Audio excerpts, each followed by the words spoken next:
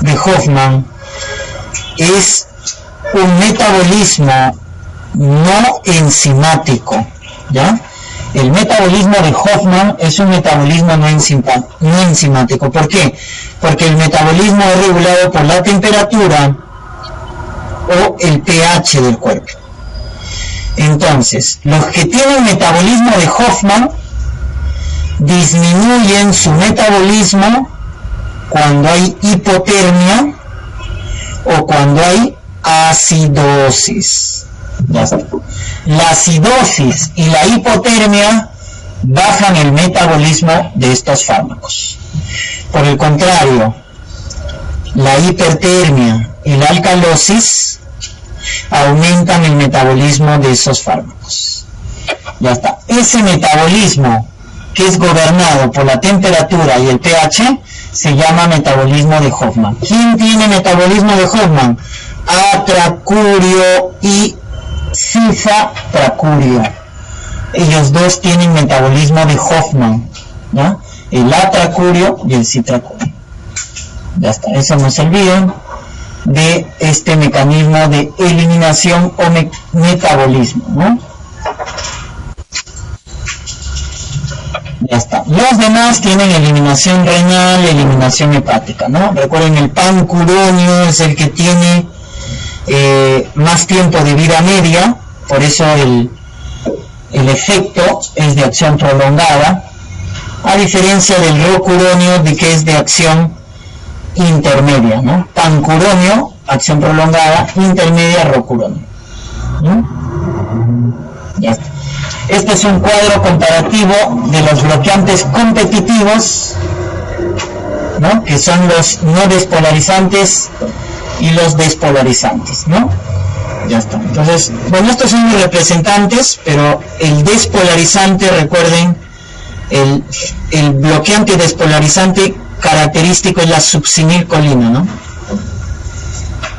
Y el no despolarizante es el rocuronio. ¿Ya? Entonces es lo mismo, ya está. Entonces, el despolarizante, ¿no? Que es la succinilcolina, el efecto, por ejemplo, no tienen neutralización o no tienen ningún antídoto. Por eso, si hay intoxicación por succinilcolina, lo único que queda es hacer ventilación mecánica, porque no hay neutralizante, ¿ya? Esa es una desventaja. Entonces yo hago relajación rápida y corta con la succinilcolina, pero no hay antídoto. En cambio, si un paciente se intoxica por los no despolarizantes, el rocuronio, el atracurio, sí hay neutralización, ¿no? Con la fisostigmina, ¿se acuerdan? La fisostigmina era el antídoto cuando el paciente se intoxicaba, ¿no? Con los bloqueantes no despolarizantes. Entonces, uno tiene antídoto y el otro no tiene antídoto, ¿ya? ¿Cómo es la relajación? La relajación, acá lo que produce el despolarizante es una contracción sostenida. Entonces, al final produce relajación por fatiga. Relajación por fatiga, porque lo que hace es, al despolarizar, contrae, pero de forma sostenida, y al final el músculo se relaja por fatiga, ¿no? Por fatiga muscular. En cambio acá debilita la contracción, porque acá sí es un bloqueo, ¿no? Es un antagonismo competitivo, ¿ya? Entonces acá sí hay un bloqueo del receptor, por lo tanto la contracción se debilita, ¿no? Por lo tanto es no sostenida, ¿no?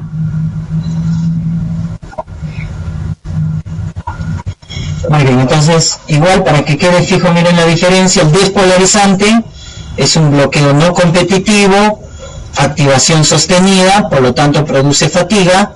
El no despolarizante, donde está el rocuronio, es un bloqueo competitivo, ¿no? Es un antagonismo competitivo, inactiva, ¿ya? De la farmacocinética, recuérdate que la succinilcolina se metaboliza rápidamente por la colinesterasa plasmática, por eso su acción es rápida pero corta. En cambio, los no despolarizantes todos se administran por vía endovenosa y no atraviesan las barreras celulares, ¿ya? porque son hidrosolubles, ¿ya? No atraviesan las barreras celulares y su metabolismo es más lento, ¿no? ¿Cuál es el problema de la succinilcolina? Miren, esta patología, la hipertensión maligna, ¿no? Que también lo vemos con el uso de haloperidol, ¿recuerdan? El síndrome neuroléptico maligno, ¿no? Que es la hipertensión maligna. Ahí está. Entonces, estos fármacos también, la succinilcolina, hay que tener mucho cuidado, sobre todo en aquellos pacientes que hay factor genético para esta patología, pueden producir hipertensión maligna, ¿no? Muy bien, mialgia, apnea, hipercalemia también produce, ¿ya? En el caso de los no despolarizantes pueden producir hipotensión, porque algunos liberan histamina, por ejemplo el atracurio, y la histamina hace vasodilatación y eso baja la presión, y pueden producir también taquicardia e hipertensión como el pancurón, ¿ya? Muy bien, entonces no se olviden de la succinilcolina, ¿ya? Que al ser un fármaco despolarizante, ¿no es cierto?, tiene todos estos efectos, ¿no? Produce fasciculaciones, espasmo por la contracción sostenida, hipercalemia, y este es el peor efecto, ¿no? La hipertensión maligna. Recuerden que también produce aumento de la presión intracerebral y también aumento de la presión intraocular, ¿no? O aumento de la presión intraabdominal, ¿ya? Y el efecto más severo es la hipertensión maligna. Recuerden, la clínica de la hipertensión maligna es el paciente con fiebre sostenida y la llamada rigidez en tubo de acero, porque el paciente está bien rígido, rigidez en tubo de acero, ¿no? Más hipertermia, ¿no? O sea, el tratamiento de esa rigidez que se produce en la hipertensión maligna es con un relajante muscular directo, que es el dantroleno. ¿Cuál es el efecto del dantroleno? Interfiere con la entrada de calcio en el músculo esquelético. Entonces es un relajante muscular directo, porque interviene o bloquea la entrada de calcio al músculo esquelético. Entonces ese es el tratamiento, el dantroleno, junto con benzodiazepinas, se utiliza en el tratamiento de la hipertermia maligna, ¿no? Ya está. Muy bien. ¿Dónde se utilizan estos bloqueantes neuromusculares? Para la intubación antraqueal. Pero si yo quiero intubarme rápido al paciente, es succinilcolina, pues, ¿no? En cambio, los no despolarizantes, sí, la intubación va a ser de forma electiva, ¿ya? También en la asistencia para ventilación mecánica, para producir relajación, optimizar las condiciones quirúrgicas, claro, se utiliza en anestesiología, ¿no? Porque el cirujano, ¿qué quiere? Que el músculo esté relajado, ¿no? No que esté contraído. Manejo terapéutico de cuadros de contracción como el tétano, por ejemplo, el estatus epiléptico o el estatus asmático, ¿no? ¿No? Muy bien, entonces básicamente esos son los cuadros donde se van a utilizar. Muy bien, a modo de repaso, a ver, vamos a ver, ya que no hay repaso de básicas, vamos a ir a ver estas preguntitas, ¿ya? Vamos a revisar. Todavía estamos en la hora. A ver, nos dicen paciente de 60 años con antecedente de osteoporosis y en sus controles se encuentran presiones elevadas de forma sostenida, ¿no? Ahí está la sistólica 160, diastólica 95, por lo cual el antihipertensivo de elección sería, a ver, ¿qué marca? ¿Quién?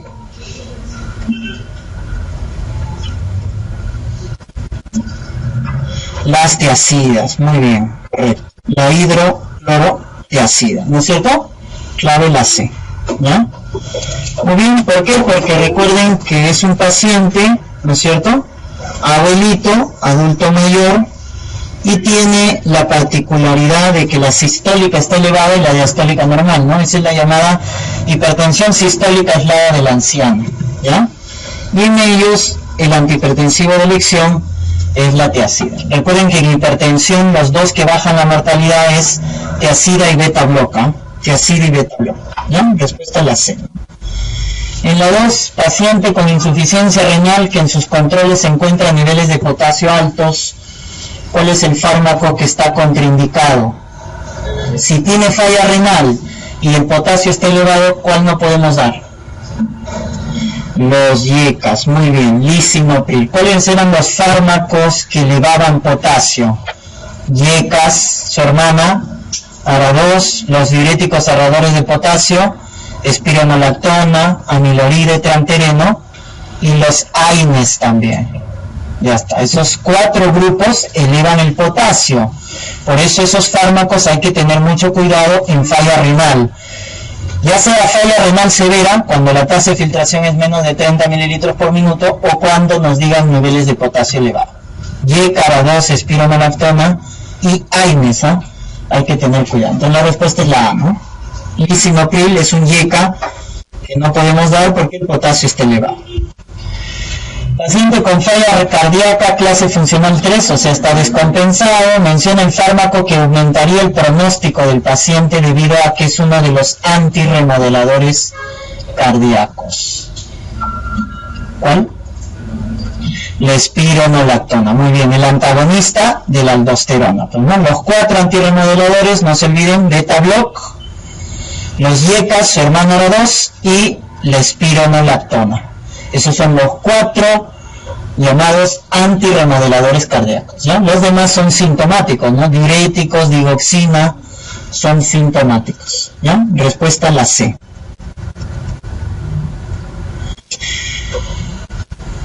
¿Qué grupo de antihipertensivo tiene como principal mecanismo de acción la disminución de la resistencia vascular de forma sostenida, además de disminuir la volemia a corto plazo?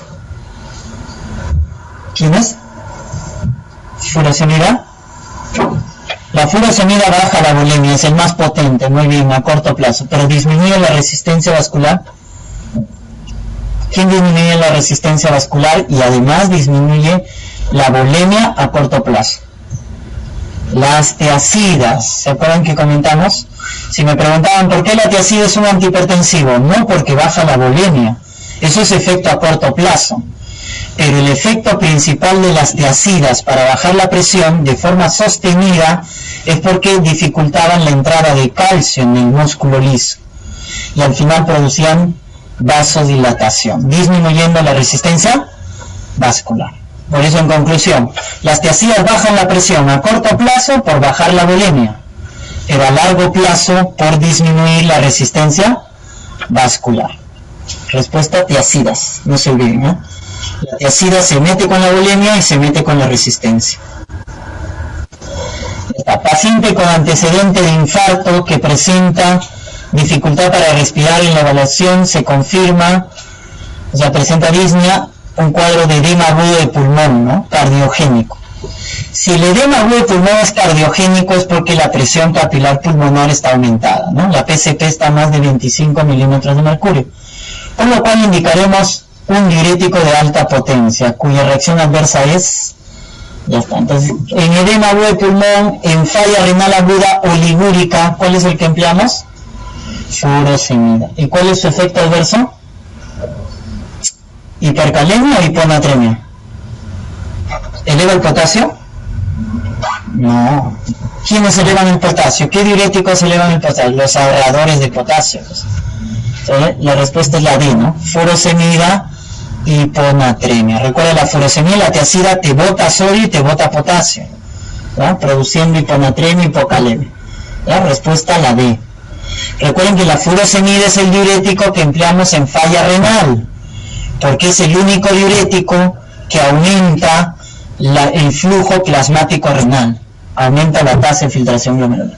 Entonces, cuando tengo falla renal oligúrica, cuando tengo edema agudo de pulmón severo, utilizamos la furosemida, ¿no?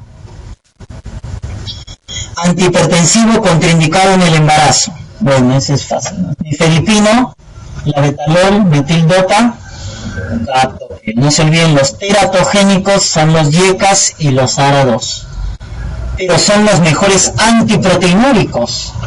No se olviden el síndrome nefrótico, ¿no? Los mejores antiproteinúricos, nefropatía diabética incipiente, síndrome nefrótico, son los YECAS, ¿ya? Pero siempre que voy a utilizar YECA como antiproteinúrico, ¿qué me debo preguntar? Tasa de filtración y niveles de potasio. Es lo primero que debo preguntar. Porque si ya es falla renal severa o el potasio está elevado, no puedo utilizar las YECAs. Y en el embarazo no podemos utilizar, ¿no? Por eso en la preeclampsia, durante la gestación no podemos utilizar YECA, pero si la paciente tiene preeclampsia y termina la gestación, en el puerperio deberíamos utilizar YECAs. O sea, está indicado utilizar en el puerperio YECA si la gestante ha tenido preeclampsia, porque son los mejores antiproteinúricos. Muy bien, respuesta a la D, ¿no? Es teratogénico. 7. Menciona el antagonista del ARA2 que tiene máxima potencia en su farmacodinamia. ¿Quién era el más potente de los ARA2? Olmesartán. Es el más potente de los ARA2. El olmesartán. ¿Ya? La respuesta es la C. ¿Y cuál es el que elimina ácido úrico por la orina? Por lo tanto se da en gota. Losartán. El losartán es un uricosúrico. Elimina ácido úrico por la orina, ¿no? ¿Quién está contraindicado entonces en gota? Tiazida. ¿Y quién está indicado en gota? Losartán. ¿Ya? Indicado el losartán, contraindicado las tiazidas, ¿no? Si el paciente tiene gota. 8. Menciona el beta bloqueador selectivo sin actividad simpaticomimética intrínseca indicada en cardiopatía isquémica. Ya está. ¿Quién es el beta block selectivo sin AC? Sin AC. ¿El carvedilol? ¿Es selectivo el carvedilol? No. El carvedilol es el mixto, ¿no? Es el mixto, es el alfa beta, ¿no? Ya está. Acá te dice sin ACI era el CMP, pues, ¿no? Carvedilol, metoprolol y propranolol. El selectivo es el metoprolol. Bueno, no el metoprolol, está bien. La respuesta sería la B, ¿no? Carvedilol. Pero recuerden que carvedilol es selectivo, o sea, es antagonista alfa y beta, ¿no? Antagonista alfa y beta, ¿no? Bien. Y ya está, para irnos contentos, el 9. Paciente con antecedente de diabetes, en su control se encuentra proteinuria, albuminuria, ya está, proteinuria más de 150 es patológico, albuminuria más de 30 ya es microalbuminuria, y una tasa de filtración de 70 mililitros por minuto. Además se encuentra con presión sistólica de 140 y diastólica de 90, de forma sostenida.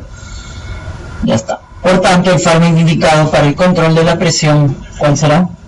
Si tengo hipertensión con falla renal, pero tiene 70 mililitros por minuto y tiene proteinuria, ¿el de elección quién es? Los YECAs, ¿no? Por lo tanto, la respuesta sería la de enalapril. Están listos, doctores. Ahí nos vamos a quedar, ¿no?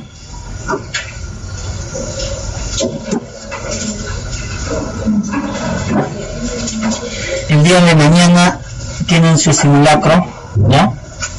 Me olvidaba comentarles. El día de mañana, entonces, tienen su simulacro a partir de las 9, de 9 a 11, y de ahí tienen la resolución, ¿ya? De 11 hasta que termine, ¿ya? Ya está, no se olviden.